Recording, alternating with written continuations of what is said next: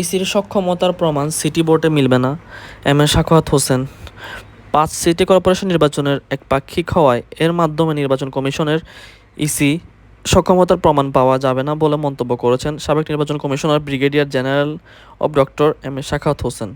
রোববার ২১ মে সুশাসনের জন্য নাগরিক সুজন আয়োজিত আসন্ন সিটি করপোরেশন নির্বাচন প্রাসঙ্গিক ভাবনা শীর্ষক অনলাইন বৈঠকে তিনি একথা বলেন। এম এ সাখাওয়াত হোসেন বলেন, আমাদের সামাজিক ও রাজনৈতিক অবস্থার দিন দিন অবনতি হচ্ছে। গত ১০ বছরে দেখা গেছে নির্বাচন নিয়ে ভোটারদের আগ্রহ নেই। পার্টির লোকেরাও ভোট কেন্দ্রে যায় না, কারণ তারা ভাবে আমাদের লোকেরাই তো জিতবে। এই অবস্থা কীভাবে সৃষ্টি হলো? নিউট্রাল নির্বাচন হলেও কী করে ভোটারকে নিয়ে আসবেন কেন্দ্রে, সেটা নিয়ে ভাবতে হবে।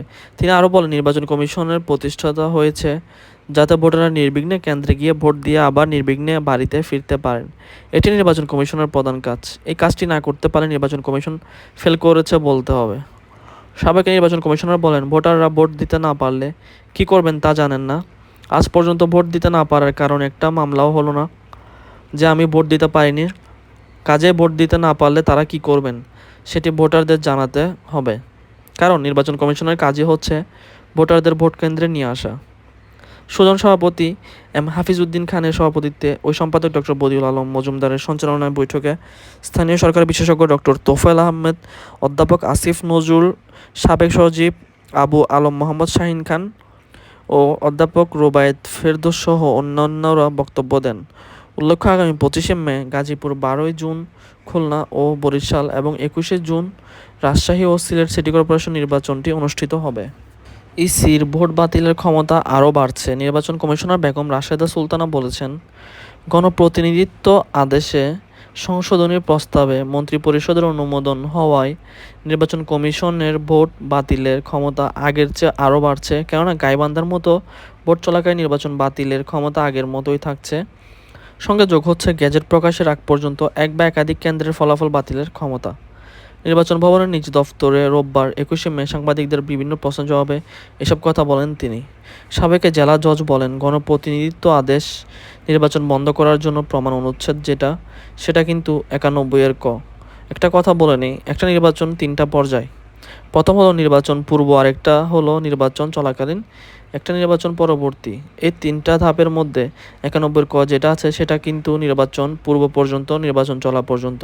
ওইখানে কমিশনের একটা ক্ষমতা দেওয়া আছে। সে ক্ষমতা কমিশনে কোনো রকম অনিয়ম বা কারচুপি যেটাই হোক, নির্বাচন কমিশনের নজরে এলে যদি দেখে এরকম, তাহলে নির্বাচন বন্ধ করে দিতে পারে। এটা তো আছেই আইনে এক্সিস্টিং। তিনি বলেন, আমরা যেটা এখানে এসে দেখলাম নির্বাচনের ফলাফলের ৩টা পর্যায়। আপনারা জানেন যে সহকারী রিটার্নিং কর্মকর্তারা কেন্দ্রে কেন্দ্রে একটা রেজাল্ট দেন। এই রেজাল্ট 4টা কপি হয়, একটা প্রার্থীদের জন্য, একটা সাঁটানোর জন্য, একটা রিটার্নিং কর্মকর্তাদের জন্য আরেকটা কপি করতে হয়। এগুলো করার পর সহকারী রিটার্নিং কর্মকর্তার ফলাফল ঘোষণা করে রিটার্নিং কর্মকর্তার কাছে পাঠান, কিন্তু তিনি কেন্দ্রে নয়, অন্যখানে থাকেন। এরপর তিনি ফলাফল ঘোষণা করেন।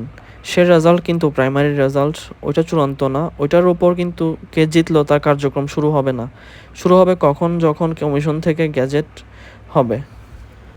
নির্বাচন কমিশনার রাশেদা সুলতানা আরও বলেন, রিটার্নিং কর্মকর্তা ফলাফল ঘোষণার পর এবং কমিশনের ফলাফল পাঠানোর সময় কিন্তু অনেক সময় অভিযোগ আসে, কিন্তু এই সময়টার মধ্যে কোনো অভিযোগ আসলে কমিশনার হাতে কোনো ক্ষমতা নাই। সেই অভিযোগের বিষয়ে কমিশন কিছু করতে পারে না, তাকে গ্যাজেটটা করে দিতে হয়।